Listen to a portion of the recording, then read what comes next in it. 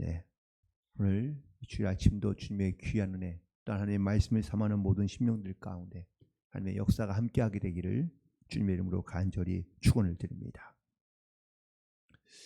여러분 혹시 줄탁동시라는 말을 혹시 들어본 적이 있으십니까?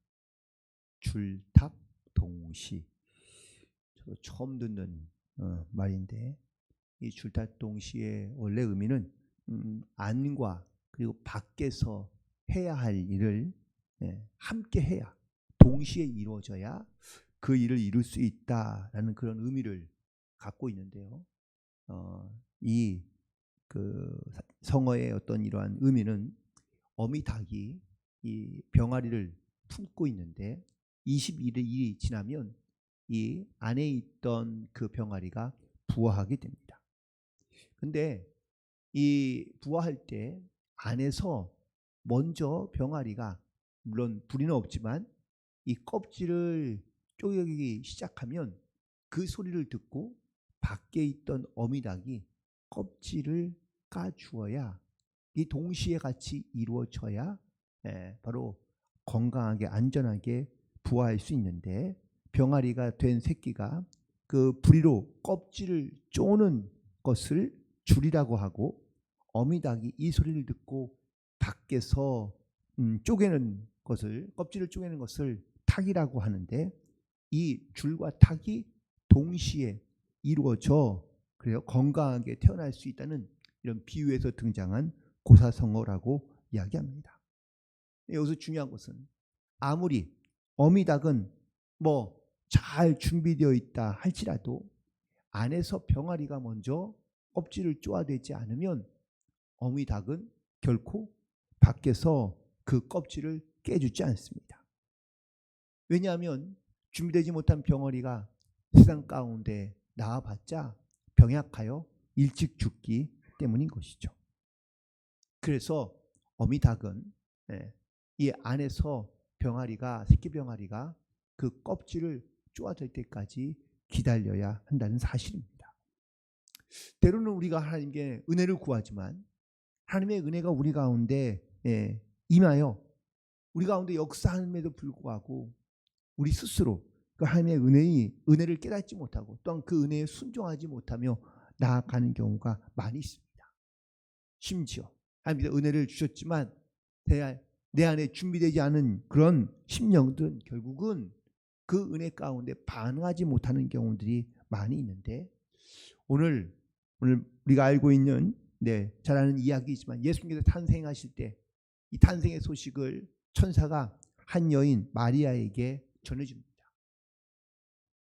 물론 이 놀라운 소식에 대하여 여인도 두려운 마음을 갖고 있긴 하지만, 이 여인이 믿음으로 결단하며 그 천사의 말씀에 순종하며 나아갈 때 놀라운 은혜를 경험한, 오늘 또한 그러므로 말미암아 그녀를 통하여 태어난 예수님이 온 땅 가운데 이런 하나님의 귀한 사명을 감당하는 귀한 어떤 은혜의 통로로 쓰임받게 된 줄로 믿습니다.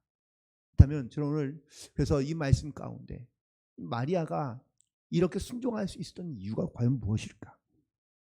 또한 만약 순종은 과연 어떠한 결과를 낳게 되었을까라는 것을 함께 묵상하며 은혜를 나누고자 하는데, 첫 번째, 마리아는 죽음을 각오한 헌신을 결단하는 것을 보게 됩니다.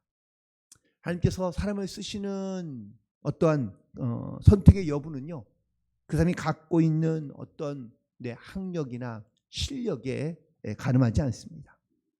하나님의 선택의 방법은 매우 특별하고 독특한데, 어떤 지위나 빈부에 있지 아니하고, 또 권력이나 실력의 유무에 있지 아니하고, 또한 기술의 유무에도 있지 않습니다.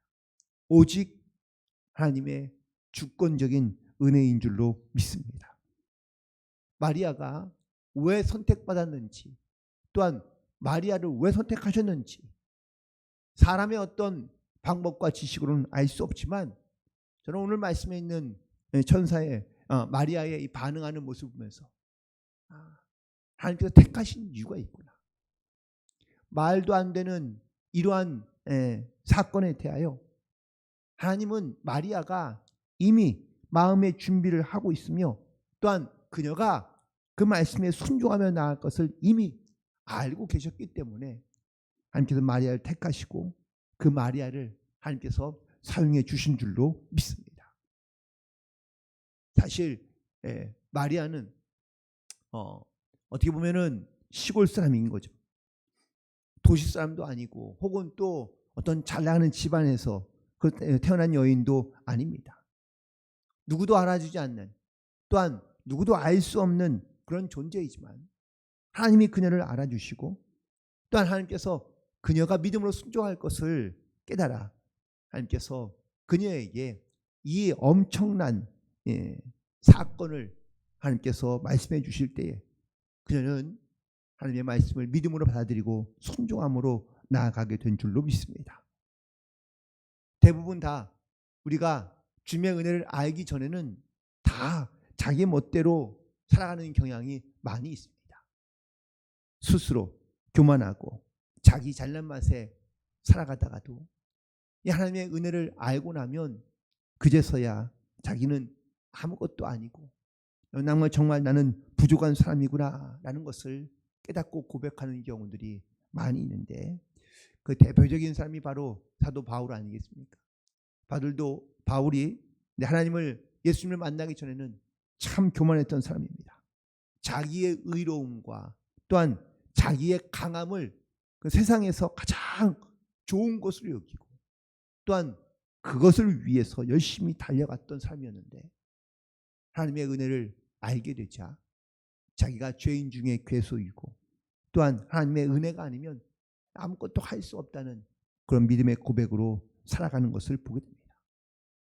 하나님은 과연 어떤 삶을 쓰시는지, 하나님은 내가 여기 있습니다라고 말하는 삶을 물론 쓰시겠지만 아니 하나님은 내가 여기 있다라고 말하는 삶을 쓰시는 것이 아니라 나는 약한데 나는 부족한데 하나님께서 그래도 주신 말씀에 내가 믿음을 순종해야지라는 이러한 순종하고자 하는 삶을 하나님께서 쓰시는 줄로 믿습니다. 오늘 본문 27절에 있는 말씀을 보시면 다윗의 자손 요셉이라 하는 사람과 약혼한 처녀에게 이르니 그 처녀의 이름은 마리아다라고 이렇게 말씀하고 있습니다. 아무도 알지 못하는 존재인 마리아. 하지만 하나님께서 이 마리아를 알아주시고 또한 하나님께서 이 마리아에게 하나님의 말씀을 명령을 주실 때에 이 마리아가 38절에 있는 말씀처럼 주의 여종이오니 말씀대로 내게 이루어지리이다 라고 고백하며 선포하며 그리고 그것이 주님의 뜻이면 제가 순종하겠습니다 라는 이러한 믿음의 결단을 가지고 나아가고 있는 것을 보게 됩니다. 오늘도 하나님께서 우리에게 어떤 말씀을 주실지는 알 수 없지만 우리가 믿음으로 준비하고 또한 예비하여 하나님의 말씀 가운데 순종하며 나아갈 수 있는 그런 모든 성도들이 되시기를 주님의 이름으로 간절히 축원을 드립니다.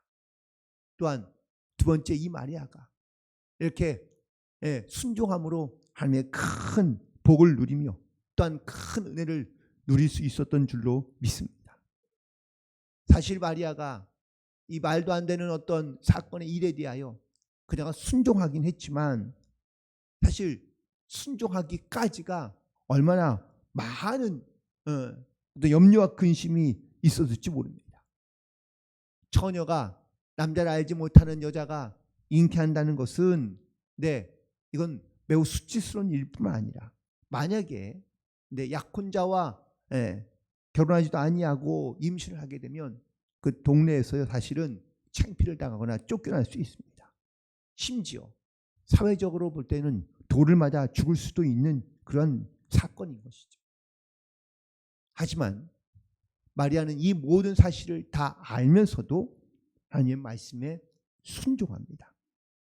결국 이 그녀의 순종이 그녀를 어떠한 위치에 올려놓았는지는 지금 우리가 너무나 잘 알고 있습니다. 인류에게 구원의 기회를 제공한 그러한 통로가 되었던 것이고 또한 이 일로 인하여 그녀는 많은 사람들 가운데 성모 마리아라고 이렇게 부름받는 이런 축복과 은혜를 누리게 되었다라는 사실입니다. 여인 가운데 가장 복받은 사람이 누구일까? 네. 오늘 본문에 있는 말씀에 함께 읽지 않았지만 42절에 있는 말씀에 보면 큰 소리로 불러 이르되 여자 중에 내가 복이 있으며 내 태중의 아이도 복이 있도다 라고 이렇게 천사의 말을 통하여 물론 사람의 말이지만 천사의 입술을 통하여 선포된 이 고백, 여자들 가운데 가장 복 있는 여인은 바로 마리아라는 것을 말씀하고 있는데, 그가 이런 복을 받을 수 있던 이유는 바로 하나님께서 그와 함께 하셨기 때문이라고 말씀할 수 있습니다. 천사를 통하여 하나님의 말씀을 들은 마리아는 그 말씀에 순종함으로 나아가고 있는 것을 보게 됩니다. 오늘 본문에 있는 말씀 38절에 있는 말씀이죠. 주의 여종이오니 말씀대로 내게 이루어지리이다. 때로는 우리 가운데 하나님께서 주시는 말씀이 듣기 어려운, 순종하기 어려운 말씀들이 종종 있을 수 있습니다. 내 생각과 또는 내 뜻과는 다른 하나님의 뜻, 하나님의 계획에 우리가 있는 그대로 말씀 그대로 순종할 수 있는 그러한 믿음의 자세, 영적인 자세가 우리 가운데 있어야 한다라는 사실이죠. 마리아는 오늘 본문에서 자기를 이렇게 고백하고 있습니다. 주의 계집종이은. 이 말은 내가 인간적으로는 내 부모도 있고 또한 어쩌면 또한 정혼한 남편 약혼자도 있고 혹은 자기의 꿈도 있고 자기의 어떤 바램도 있지만 이 모든 것들을 다 내려놓고 내가 먼저 주님 우선순위로, 하나님 우선순위로 살아가겠다라는 것을 그녀가 선포하고 있는 믿음의 고백입니다. 마리아의 생각의 우선순위, 마음의 결단의 우선순위가 하나님과의 관계를 먼저 생각하고 그 다음에 사람의 관계 혹은 또 어떤 사회적인 관계를 생각하고 있는 그러한 믿음의 자세인 것을 알 수 있는 것이죠. 우리에게도 이런 영적인 정체성이 필요한 줄로 믿습니다. 내 안에 어떠한 영적인 질서에 의해서 내가 지금 살아가고 있으며 움직이고 결단하고 있는지, 마리아처럼 우리의 모든 인생의 결단의 우선순위 가운데 먼저 하나님을 생각하며 내가 하나님의 종으로서 이 땅 가운데 살고 있다는 이 영적인 믿음의 고백을 통하여 하나님의 일을 온전히 이루어가며 또한 순종함으로 하나님의 또한 말씀대로 살아갈 수 있는 그러한 승리하는 모든 성도들이 되시기를 주님의 이름으로 간절히 소망합니다. 그리고 마지막으로 오늘 말씀에 마리아는 믿음으로 말미암아 복을 받은 줄로 믿습니다. 마리아는 천사의 말을 의심하지, 처음에는 의심한 거죠. 어찌 이런 일을 이루어질 수 있겠습니까? 라고 의심하자 천사가 이 마리아에게 말하기를 하나님의 말씀이니 이루어지지 못할 것이 없다라고 이렇게 말씀합니다. 37절에 있는 말씀이죠. 하나님의 모든 말씀은 능하지 못하심이 없느니라. 마리아는 이 말에 나는 믿습니다 라고 이렇게 고백하며 나아가고 있다라는 사실입니다. 때로는 내 뜻과 하나님의 뜻이 너무 달라서 우리가 하나님의 말씀을 들어도 도무지 이해가 되지 않고 또한 그 말씀에 도무지 순종할 수 없을 만큼 그럼 어려운 경우가 있습니다. 하지만 어떠한 말씀이라도 내가 그 말씀을 믿음으로 받아들이고 믿음으로 순종하면 그 말씀은 능치 못함이 없는 하나님의 말씀이기 때문에 말씀을 통하여 우리 가운데 역사하시는 줄로 믿습니다.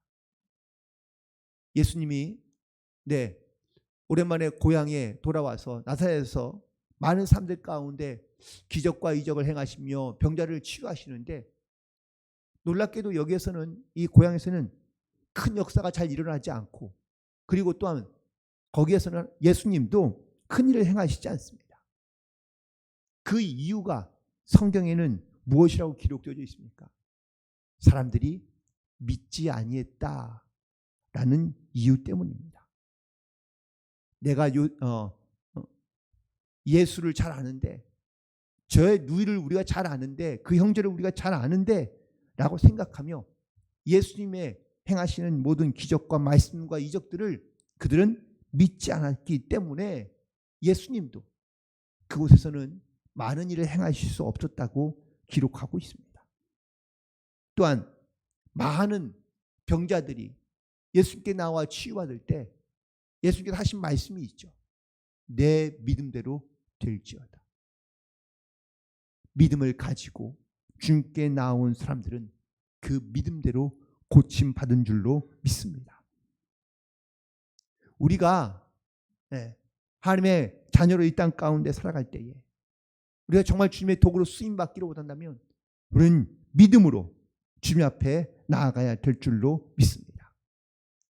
마리아가 이성적으로는 이해할 수 없고 또한 관습적으로도 거부할 수밖에 없으며 혹은 아무도 이런 일에 대해서 알지 못하는 일에 대하여 마리아는 거부할 수 있고 부정할 수 있고 또한 부인할 수 있으며 믿지 않을 수 있지만 그녀는 하나님의 말씀 가운데 이것이 이루어질 것을 믿고 그리고 그 말씀을 따라 순종함으로 나아갔을 때 하나님께서 이 마리아의 믿음을 보시고 역사하시고 또한 그 가운데 하나님의 놀라운 은혜와 은총이 나타나게 된 줄로 믿습니다.